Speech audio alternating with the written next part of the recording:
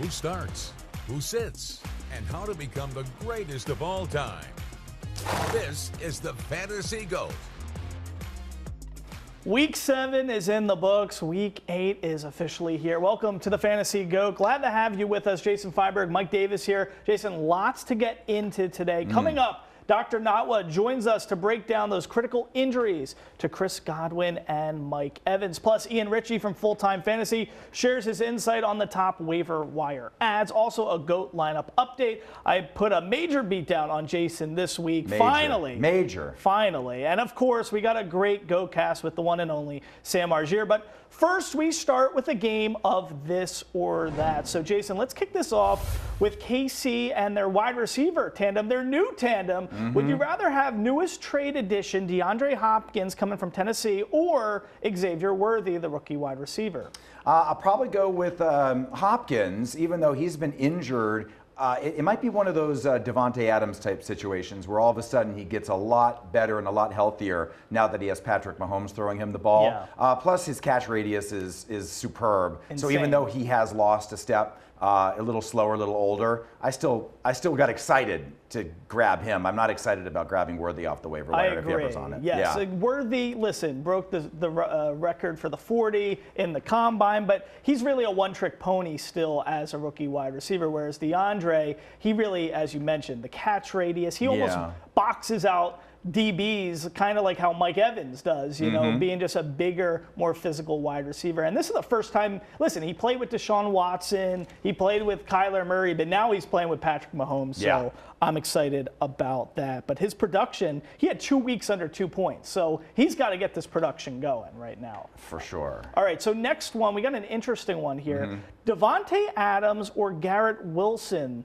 two great studs in New York. Who would you rather have for the rest of the year? Well, first of all, going back to last week, remember I chose Amari Cooper and you chose Devontae Adams. Yeah. So far, I'm winning that Yes, battle. you are. This time, I should double up. I should go double or nothing and take Garrett Wilson for the mere fact that he's not as talented as Devontae Adams, but he's younger and he's going to get open more because they're still going to put the best corner on Devontae Adams, which is going to free up a lot more space. So I'm just going to go double or nothing and keep on the anti-Devontae train. I'm going to go opposite of you here because, listen, I think there's two things to talk about. One, the cohesion between Rodgers and Devontae. Sure. That's going to come into play at some point. And Garrett Wilson has, listen, we thought he was going to be a bona fide number one. He hasn't looked like that. He's got passes, you know, coming off of his chest that are turning into interceptions. He doesn't look like the number one wide receiver that I think a lot of us thought he was going to be coming out of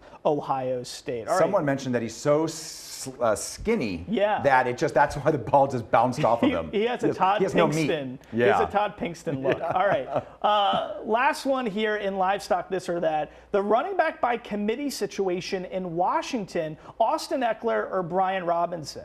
Well, later on in the show, we're going to recap. Actually, it's going to be coming up soon with Mariah about your beat down on me. Yes. One of the reasons that you beat me down is because I chose Eckler. So Right. no way am I taking him again. I'm going Brian Robinson Jr. Listen, it's pretty obvious. I mean, Robinson has 6 touchdowns. Eckler has 1 this year. Eckler doesn't find the end zone anymore. No. Brian Robinson is the goal line back. He's way more talented, so this really shouldn't even be a question. The crazy thing is they both have had over 10 points each and every week besides last week when you chose Right, him. when And I Eckler chose him. played Carolina, which he should have had 30. Right, You know? exactly. That's why I did it. Makes no sense. All right, Mike. So now it's time for our 2-minute drill. Yes, that's when Mariah Janos from Beat the Odds comes in to share the results from last week's GOAT lineup. Mariah, this is the first and only time I've ever been excited for this segment. Yes, you should be very excited, Mike. You're going to love what you hear. 7 weeks down, one team remains undefeated. Historically, bad teams are finally turning things around a little bit while others are circling the drain. But let's take a look at how you guys did with your picks. Mike's team, you had quarterback Josh Allen for 23.1 points, running back Saquon Barkley, who went off against his former team, 29.7 points, wide receiver DK Metcalf, 19.9 points, tight end Kate Auden, 21 points for a total of 93.7 points. Well done, Well Michael done. Mike Davis. Well done. On to Jason Feinberg, quarterback Brock Purdy, 19.7 points. There you go. Austin Eckler, 4 Boo. points. Boo or boom. Zay Flowers, 4 points. And Travis Kelce, 5.7 points for 33.4 Wow. points. Wah, wah, Oh. wah. That's bad. How the That's bad. tables have turned. Mike's going on a heater these past 2 weeks. Again, it's the Jewish New Year. I'm feeling it for you. Okay, we're evened out at 3-3 for both of your records. Mike, this graphic with the team you assembled should be hung in the Louvre. I mean, Yes. you just ate at every single position Yeah. while Jason starved to death. The theme I'm seeing from Jason's lineup this week, trying to make great fantasy players of the past relevant again. And it begins with Austin Eckler. The days of high volume targets are long gone. As you mentioned, he can't find the end zone anymore. Brian Robinson has taken over that role. In week 7 against Carolina, Eckler ran for 17 yards on 4 carries, caught both of his targets, great, but for just 3 yards. That's not going to move the needle. So 4 points for Gryffindor with Austin Eckler. Sticking with the players of the past theme, Travis Kelce. Okay, this is strictly in fantasy terms too. Travis Kelce is still an incredible player. I'm not knocking him on that. However, he's so good that all opposing defenses are game planning around him, limiting him. It's all about taking away Travis Kelce when you're taking on Kansas City. So that resulted in 4 catches for 17 yards on 5 targets. Yeah. He was unable to eclipse 20 receiving yards, find the end zone. So that one was tough. I will cut you a break with Zay Flowers, though, because of his injury. He was looking pretty good until then. You're right, and there's nothing you can do about that. Lamar Jackson threw 5 touchdowns, and Flowers would have been on the receiving end of at least one of those had he not been out. So, Jason, it's time for you to just sit, reflect, think about who's current, the players of the future maybe, and really think about how you can grow from this loss. I have faith maybe you can bounce back and come out stronger for week 8. So Mike is reaping the benefits of the Jewish New Year while I'm still atoning and Yes, reflecting you're on still Yom atoning for your Kippur. sins. Yes. You know, you're right. still learning how to walk again. You know, Listen, it's all Literally, good. too. I've had my fair share of weeks like that, so you can't get too cocky. Well, wait everybody. till you see, Mariah, this one coming up later in the show. Okay. All right, feel good about it. All right. Thank you, Mariah, for the first time. Happy we did that. All right. Well, he's the man we all need the most during the fantasy football season. Dr. Nithin Natwa joins us next to break down the latest injuries affecting our teams. The Fantasy GOAT returns after the break. All right, well, welcome back to the Fantasy GOAT. Dr. Nithin Natwa at Fantasy Docs on social media joins the show right now. All right, hey, Doc. So one of the best guys out there, Mike Evans, at least he got a touchdown before he re-injured his hamstring. So what are your thoughts on his injury? Yeah, Mike Evans, he took a brutal hamstring re-aggravation, and that's why we say not to play through it, because there's a very high tendon to muscle ratio there, which is what makes it a harder recovery than, say, a calf strain or a groin strain. So with him getting re-aggravated, I would classify this more as a grade 2 strain now, and that puts him out at about a 4 to 5 week recovery. So even past that 4-week IR period, I would say that he's at risk for missing about an additional week after that. If someone is giving you a really good trade offer right off the bat for a starting caliber player, I would entertain it at this point in time for him. All right, interesting. And, you know, another big injury from that same exact game. Listen, we've all wanted to be a part of this Tampa Bay offense that's been so explosive. My guy from the University of Miami, Chris Godwin, he's been having an incredible season. Now he's out for the season. What's your thoughts on this devastating injury? Is there even a slight chance he could return for fantasy playoffs or anything? Yeah, Godwin, that is absolutely brutal. He's out for the season. Unequivocally, that's not even up for debate. But the issue is when you dislocate that ankle so severely, as we saw on TV, there's a really good chance that he fractured not one, but 2 sides of his ankle. So that left side and that right side, possibly the back side as well, which we call the posterior malleolus. The problem with these kind of fractures is that they often impact the cartilage that provides smooth movement between the bones. So I'm actually very concerned for him dynasty-wise, and I would think that he would have pretty limited play even deep into next season. There's a really high incidence of post-traumatic arthritis with this.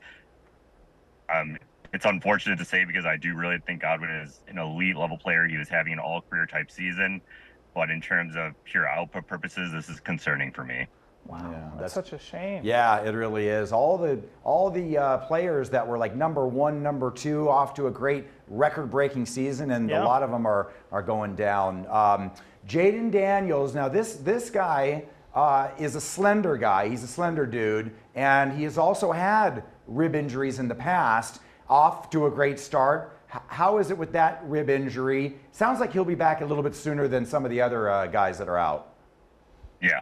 So Jaden Daniels, he took a pretty hard hit to that ribs. They took him off the field, and a pretty cool thing that we have on all college football stadiums, so I'd assume all NFL stadiums, is on-site X-ray, where they can do a low energy X-ray and rule out any kind of really severe displaced rib fractures.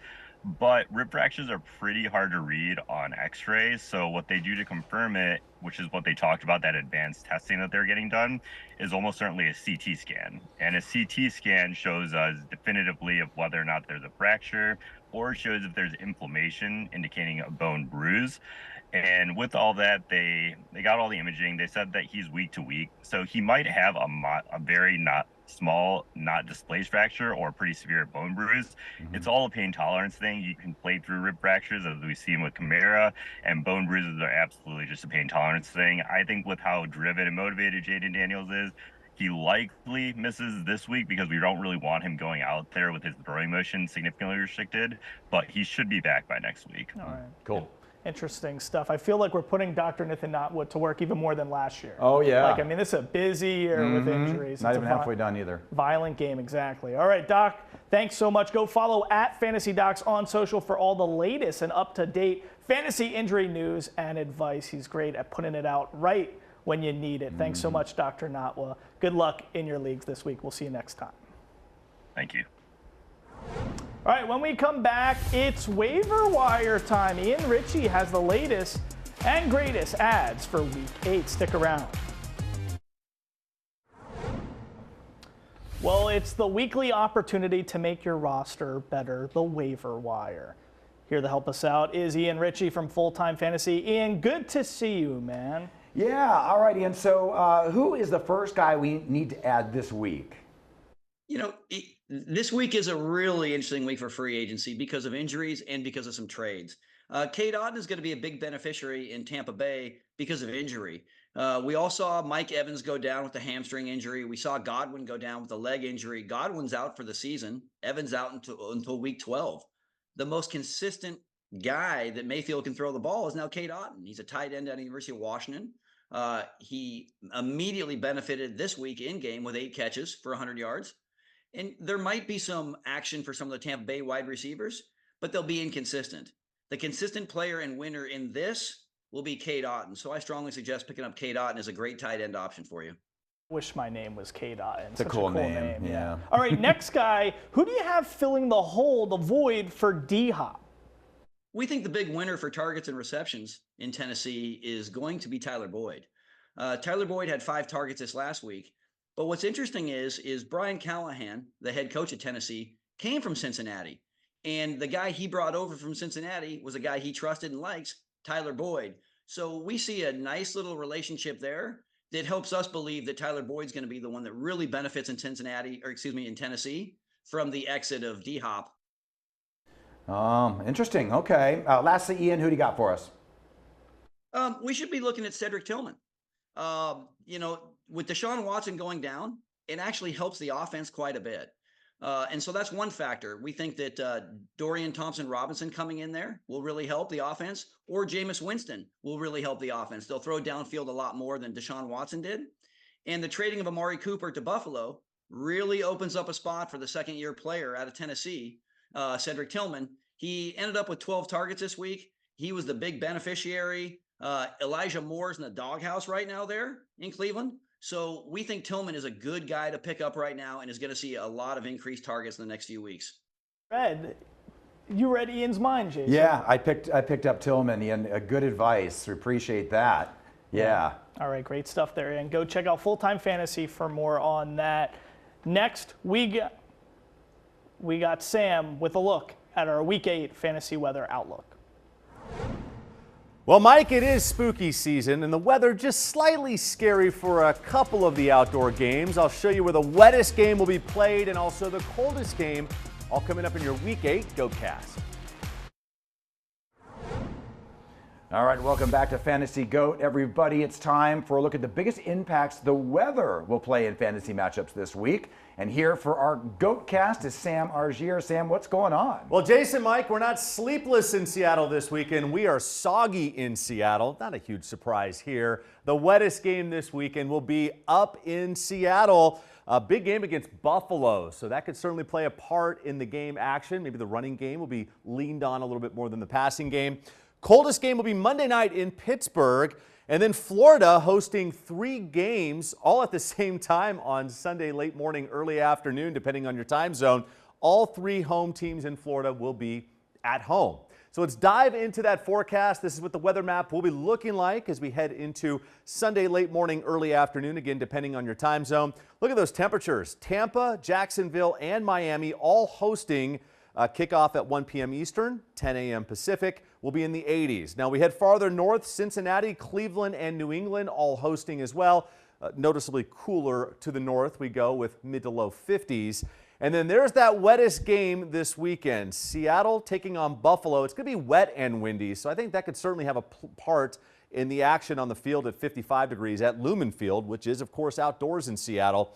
Denver looking great at 76, and then Washington hosting Chicago at 57 degrees. Sunday night game, San Francisco versus Dallas. Just a slight shower chance in the Bay Area with low 60s there. And then the coldest game of the weekend, Pittsburgh taking on New York. Low 40s in Pittsburgh. So that'll be the coldest weather. But we want to give you a little bit more with the GOAT-cast this show because we've got all that orange, which is looking longer range. This is where the weather is leaning November through January. So as we wrap up the season, trending warmer than average for much of the country. And when it comes to rainfall, the south looking drier than average, looking a little wetter than average as we head up into the Pacific Northwest. So that rainy game in Seattle may see some more of those. They've still got Green Bay coming up to Seattle, also Minnesota they're hosting later on this season. Those could be big games with playoff implications. So weather could get a little interesting up in Seattle, but the rest of the country where you didn't see the color of orange or green just means equal chances. So it could really go either way. Really? And take it you're not forecasting the Winnipeg Bluebonnets. I think that's one of the names. I saw that on there too. Yes. I forgot to put the Bluebonnets games forecast. I wore that jersey last night. Love them. That's We one can of my start favorite breaking teams. out Great colors. CFL. They have rainbow uniforms. Hey, right? by the way, You would think they would be blue, but they're rainbow. Oh, I didn't realize that. No. But when it gets late into the day and you have nothing else to bet on, you got to do a parlay. Yeah. You got to bet the CFL for that last game. Absolutely. There you go. All right, Sam, you're the best. Don't go anywhere, everybody, because when we return, Jason and I are going to reveal our GOAT lineup for Week 8.